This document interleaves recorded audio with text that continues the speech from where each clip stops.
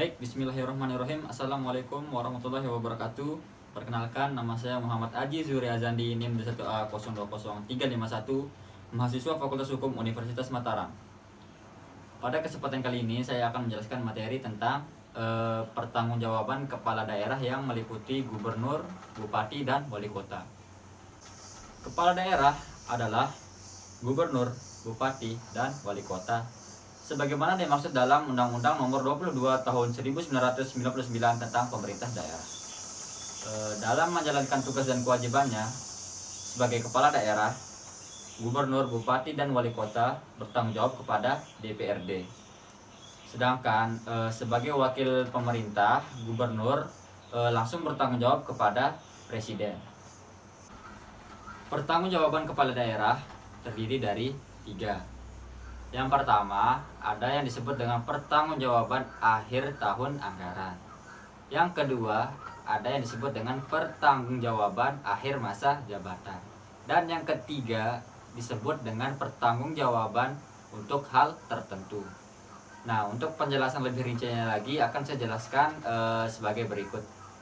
Pertanggungjawaban akhir tahun anggaran merupakan pertanggungjawaban pelaksanaan APBD dalam bentuk perhitungan APBD berikut penilaian kinerja berdasarkan tolak ukur Renstra. Pertanggungjawaban akhir tahun anggaran dibacakan di depan sidang paripurna DPRD paling lambat setelah 3 bulan berakhirnya tahun anggaran. Pertanggungjawaban yang telah dibacakan kemudian diserahkan kepada DPRD untuk dilakukan penilaian. Penilaian tersebut paling lambat 1 bulan setelahnya. Apabila dalam 1 bulan tersebut tidak ada penilaian tersebut tidak dapat diselesaikan, maka pertanggungjawaban tersebut dianggap diterima.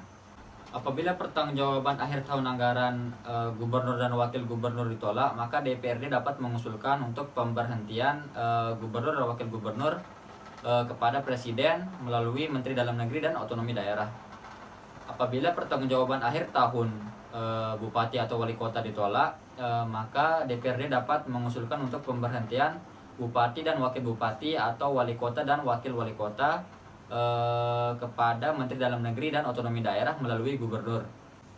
Kemudian pertanggungjawaban akhir masa jabatan merupakan pertanggungjawaban atas pelaksanaan tugas-tugas umum pemerintahan dan pembangunan yang merupakan kinerja kepala daerah selama masa jabatan kepala daerah berdasarkan tolak ukur Renstra. Pertanggungjawaban akhir masa jabatan dibacakan di depan sidang paripurna DPRD paling lambat 2 bulan setelah berakhirnya masa jabatan. Kemudian dokumen pertanggungjawaban tersebut setelah dibacakan kemudian diberikan kepada DPRD untuk dilakukan penilaian. Setelah dilakukan penilaian selama 1 bulan, apabila tidak ada hasil selama 1 bulan itu, maka pertanggungjawaban tersebut dianggap diterima. Apabila pertanggungjawaban akhir masa jabatan ditolak, kepala daerah dan wakil kepala daerah yang bersangkutan tidak dapat dicalonkan kembali sebagai kepala daerah dan wakil kepala daerah untuk masa jabatan selanjutnya. Pertanggungjawaban karena hal tertentu merupakan keterangan sebagai wujud pertanggungjawaban kepala daerah yang berkaitan dengan dugaan atas perbuatan pidana kepala daerah atau wakil kepala daerah yang dinilai oleh DPRD dapat menimbulkan krisis kepercayaan publik yang luas.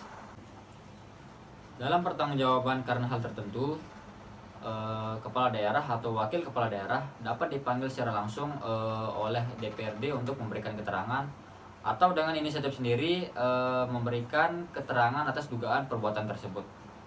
Kemudian setelah diberikannya keterangan, DPRD dapat langsung melaksanakan sidang paripurna untuk membahas keterangan tersebut yang telah disampaikan oleh kepala daerah atau wakil kepala daerah atas dugaan perbuatan tersebut.